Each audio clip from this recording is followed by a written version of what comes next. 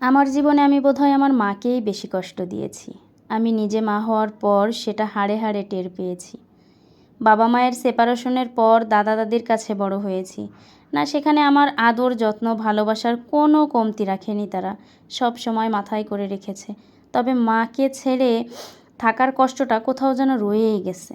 একাকাশ অভিমান নিয়ে মাকে বারবার ফিরিয়ে দিয়েছি। আমার সেই অভিমান হয়তো শুধু মা একাই বুঝতো, তাই তো ছুটে আসতো আমার কাছে। বাবা মায়ের সেপারেশনের পর বাবা তার জীবন গোছাতে ব্যস্ত, মা নানা বাড়ি, আমি দাদা দাদির কাছে। এখানে আমার কি দোষ ছিল যে আমি কারো কাছেই থাকতে পারলাম না? মা তার কাছে রাখার অনেক চেষ্টা করেও রাখতে পারেনি। সমাজ ঠিক করেছে আমি কার কাছে থাকবো? বাবা মা সেপারেশনে যাওয়া ছেলে মেয়েই জানে কষ্ট কী জিনিস। না, থাকা খাওয়ার কষ্ট না, মানসিক কষ্ট, যেটা আমি পেয়েছি। সবাই আমার হাসি মুখ দেখেছে, তবে হাসির পেছনে লুকিয়ে থাকা কান্নাটা কেউ বুঝতে পারেনি। সবাই সবার ইচ্ছা আমার উপর চাপিয়ে দিয়েছে, আমার ইচ্ছাটা কেউ কখনো জানতে চায়নি। কেউ কখনো বুঝতে চায়নি আমি কি চাই, আমি কি বলতে চাই, আমি কি বোঝাতে চাই। ওই যে কথায় বলে না, হাসি দিয়ে সব লুকানো যায়, ব্যাপারটা তেমনই ছিল।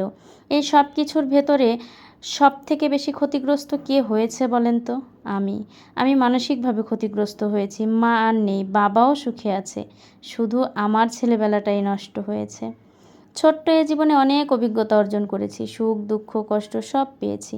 মানুষের জন্য স্যাক্রিফাইস করে ভীষণভাবে ঠকেছি।